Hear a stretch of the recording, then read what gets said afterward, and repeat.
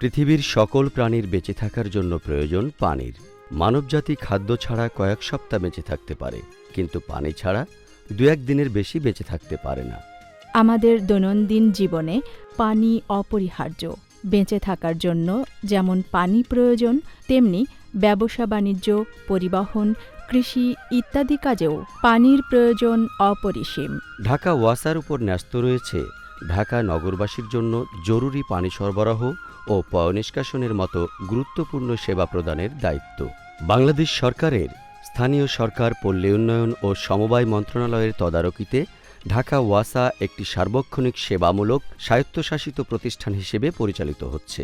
1963 সালে জারিকৃত অধ্যাদেশ বলে, ঢাকা পানি সরবরাহ ও পয়ঃনিষ্কাশন কর্তৃপক্ষ ঢাকা ওয়াসা যে সকল দায়িত্ব পালন করবে তা হচ্ছে: বিশুদ্ধ পানি সরবরাহ, পয়ঃনিষ্কাশন, জলাবদ্ধতা দূরীকরণ।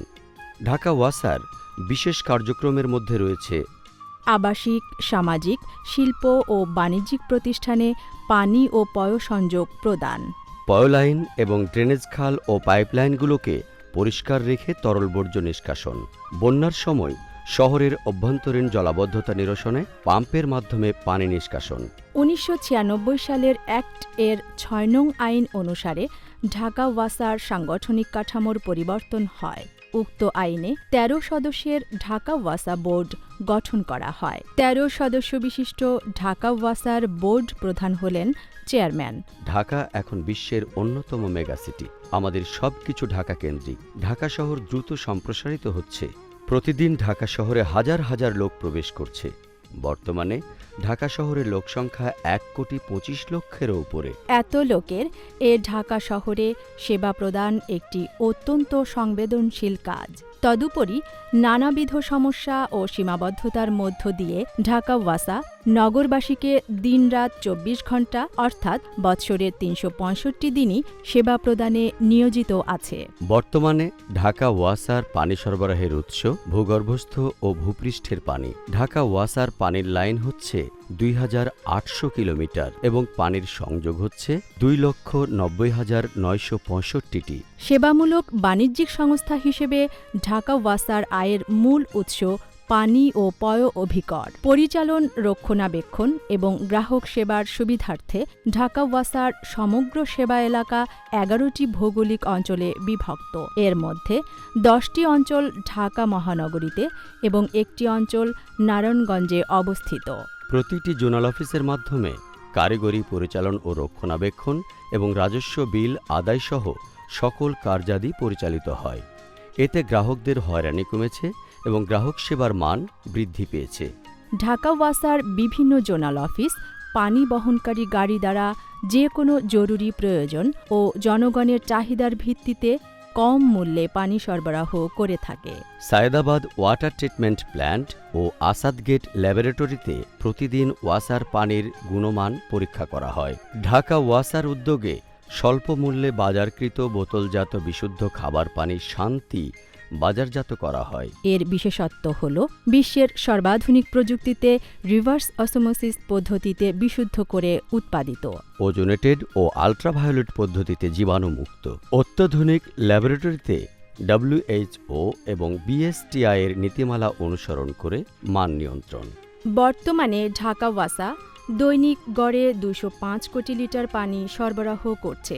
এর মধ্যে প্রায় 87% ভূগর্ভস্থ এবং 13% ভূপৃষ্ঠস্থ পানি। পরিবেশ রক্ষার্থে ঢাকা ওয়াসা ভূগর্ভস্থ পানি উত্তোলন কমিয়ে বেশি করে ভূপৃষ্ঠস্থ পানি সরবরাহ করার পরিকল্পনা গ্রহণ করেছে।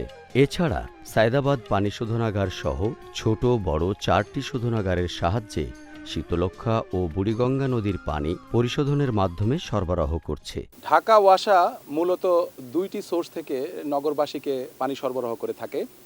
এর একটি হচ্ছে মাটির নিচের পানি, আর একটি হচ্ছে নদীর পানি অর্থাৎ ভূপরিস্থ পানি। সায়েদাবাদ এই শোধনাগারটি প্রতিদিন 22.5 কোটি লিটার পানি আমরা পরিশোধন করি এবং এটা আমরা নগরবাসীকে সরবরাহ করি।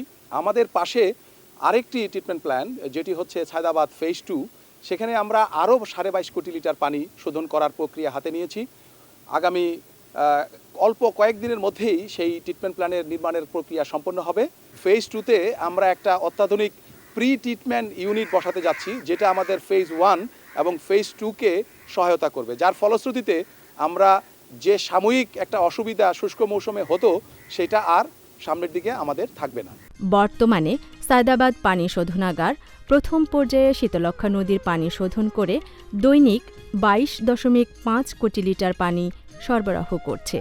আগামী 2 বছর পর সায়দাবাদ পানি শোধনাগারের দ্বিতীয় পর্যায়ের কাজ শেষ হলে দৈনিক আরও 22.5 কোটি লিটার পানি নগরীতে সরবরাহ করা সম্ভব হবে। নগরবাসীর পানির চাহিদা পূরণের জন্য ঢাকা ওয়াসা, খিলক্ষেত ও পাগলায় দুটি বৃহৎ পানি শোধনাগার নির্মাণের প্রকল্প হাতে নিয়েছে। খিলক্ষেতে মেঘনা নদীর পানি শোধন করে দৈনিক 50 কোটি লিটার পানি উৎপাদন করা হবে। আর পাগলায় পদ্মা নদীর পানি এনে দৈনিক 45 কোটি লিটার পানি শোধন করা হবে। ঢাকা ওয়াসার মোট 274টি ডিজেল চালিত জেনারেটর রয়েছে। বিদ্যুৎ সরবরাহ না থাকলে এ সকল জেনারেটরের সাহায্যে ভূগর্ভস্থ পানি উত্তোলন করে সরবরাহ করা হয়। মানিকদি এলাকায় পাইলট প্রকল্পের কাজ সমাপ্ত হয়েছে। আমরা মানিকদি পাইলট প্রকল্পের কাজ শুরুর আগে প্রকল্প এলাকায় NRW অর্থাৎ নন রেভিনিউ ওয়াটার ছিল 57%। প্রকল্পের কাজ শেষে নন রেভিনিউ ওয়াটার দাঁড়িয়েছে 12 হইতে 13%। মানিকদি প্রকল্পে আমরা পাইপলাইন পুনর্বাসন, প্রতিস্থাপন, শক্তিশালীকরণের মাধ্যমে প্রকল্প কাজ সমাপ্ত করেছি। উক্ত এলাকায় সমস্ত মিটার পরিবর্তন করা হয়েছে, গ্রাহকের সার্ভিস কানেকশন পরিবর্তন করা হয়েছে। আমরা মানিকদি প্রকল্পে পাইপলাইন পরিবর্তনের মাধ্যমে একটা সাফল্য পেয়েছি। মানিকদি প্রকল্পের আলোকে আমরা খিলগা ডিস্ট্রিক্ট মিটারিং এরিয়া প্রতিষ্ঠার কাজ হাতে নিয়েছি। এখানে পাইপলাইন স্থাপন, পুনর্বাসন, শক্তিশালীকরণ, সম্প্রসারণের কাজ করা হবে।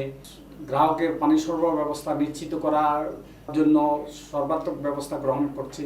আমরা আশা করছি ঢাকা শহরের পানি সরবরাহ ব্যবস্থা একটা উল্লেখযোগ্য একটা সাফল্য অর্জন হবে।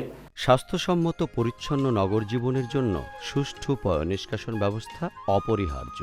স্বাস্থ্যসম্মত পরিবেশ সুরক্ষার লক্ষ্যে ঢাকা ওয়াসার পয়ঃব্যবস্থার বিবরণ হল: পয়ঃশোধনাগার 1টি, পয়ঃলিফট স্টেশন 29টি, পয়ঃনিষ্কাশন লাইন 882 কিলোমিটার, পয়ঃসংযোগ 63,095টি।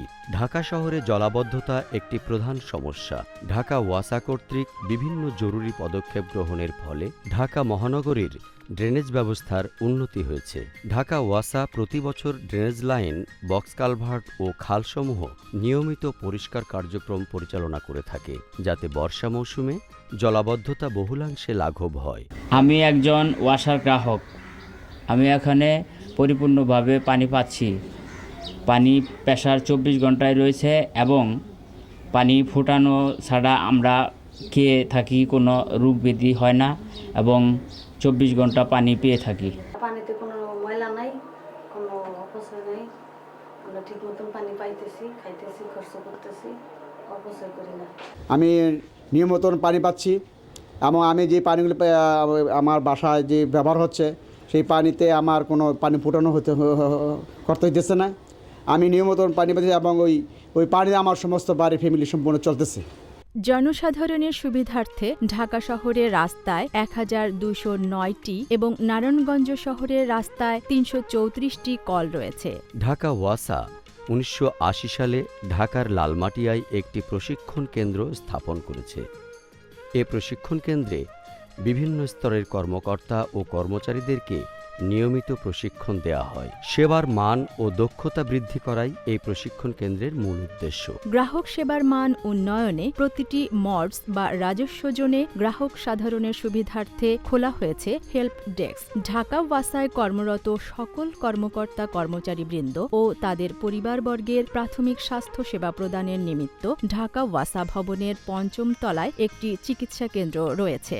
ঢাকা মহানগরীর দরিদ্র জনগোষ্ঠীর, বিশেষত বস্তিবাসীদের বিশুদ্ধ পানি সরবরাহের লক্ষ্যে বেসরকারি উন্নয়ন সংস্থার সহযোগিতায় বিশেষ কার্যক্রমের আওতায় নগরীর মিরপুর সহ বেশ কয়েকটি বস্তি এলাকায় পানি ও পয়ঃসেবা চালু করা হয়েছে। পানির লাইন থেকে সংযোগ স্থাপনের কাজ ঢাকা ওয়াসার প্রশিক্ষিত ও দক্ষ টেকনিশিয়ান বা মিস্ত্রি দিয়ে করা বাঞ্ছনীয়। পয়লাইনের সুষ্ঠু পরিচালনা নিশ্চিত করতে ময়লা আবর্জনা ম্যানহোলে না ফেলার জন্য এবং পানির অপচয় রোধকল্পে ঢাকা ওয়াসা রেডিও, টেলিভিশন ও খবরের কাগজের মাধ্যমে জনগণকে সচেতন করার কাজ অব্যাহত রেখেছে।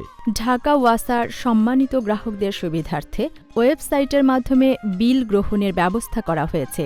এ ব্যবস্থায় গ্রাহকগণ তাদের বিল ওয়েবসাইট থেকে নিয়ে ব্যাংকের মাধ্যমে পরিশোধ করতে পারবেন।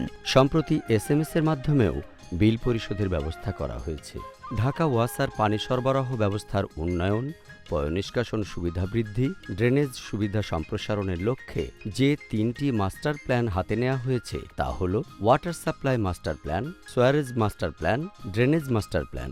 অগ্রাধিকার ভিত্তিতে আরও অন্যান্য যে সকল প্রকল্প বাস্তবায়িত হচ্ছে তা হল পানি শোধনাগার নির্মাণ, গভীর নলকূপ স্থাপন ও প্রতিস্থাপন, পুরাতন পাইপ লাইন পরিবর্তন করে নতুন পাইপলাইন স্থাপন, পয়ঃশোধনাগার নির্মাণ, পয়লাইন নির্মাণ, পুনর্বাসন, পয়লিফট স্টেশন নির্মাণ, খাল উন্নয়ন, স্টর্ম সোয়ারেজ লাইন নির্মাণ ও পুনর্বাসন।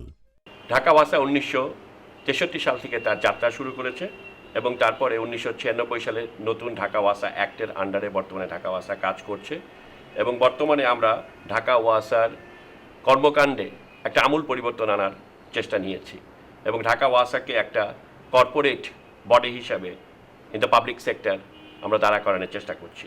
ঢাকা ওয়াসা ঢাকা শহরের সমস্ত পাইপলাইনগুলোকে পরিবর্তনের জন্য এশিয়ান ডেভেলপমেন্ট ব্যাংকের অর্থায়নে একটা প্রজেক্ট হাতে নিয়েছে এবং তার মাধ্যমে আমাদের পানি সরবরাহ ব্যবস্থাকে আরও উন্নত করা যাবে এবং বর্তমানে আমাদের যে পানি প্রেশার লসের যে সমস্যাটা সেটা আমরা সমাধান করতে পারবো। এছাড়াও ঢাকা ওয়াসা বৃষ্টির পানি বা বর্ষার পানি বা জলবদ্ধতা নিরসনের জন্য একটা ড্রেনেজ সিস্টেম আছে ঢাকা, সেটাকে নিয়ে কাজ করে এবং ড্রেনেজেরও একটা মাস্টার প্ল্যান তৈরি করছে। অর্থাৎ আগামী 10 বছরের মধ্যে ঢাকা ওয়াসাকে একটা সক্ষম বাণিজ্যিক সেবামূলক প্রতিষ্ঠানে পরিণত করার জন্য যে সমস্ত কাজগুলো দরকার আমরা সেই সমস্ত কাজগুলোকে হাতে নিয়েছি।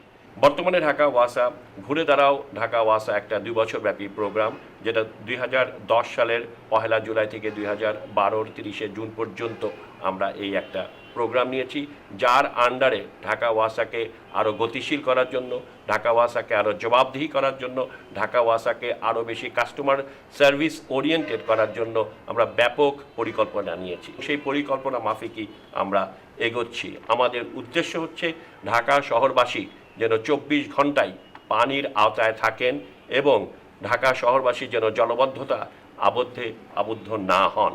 এটাই হচ্ছে আমাদের মূল পরিকল্পনা এবং এটাই হচ্ছে আমাদের মূল উদ্দেশ্য। আশেপাশে যে নদী সেখান থেকে সারফেস ওয়াটার এনে ট্রিটমেন্ট করেই আমাদেরকে সরবরাহ করতে হবে। এটা দুঃখজনক হলেও সত্য যে ঢাকার আশেপাশে যে 4টা নদী আছে, বালু, শীতলক্ষা, তুরাগ এবং বুড়িগঙ্গা, দুর্ভাগ্যবশত এই 4টা নদী এতটাই পলিউটেড যে এটার থেকে পানি শোধন করাটা একটা দুরূহ কাজ।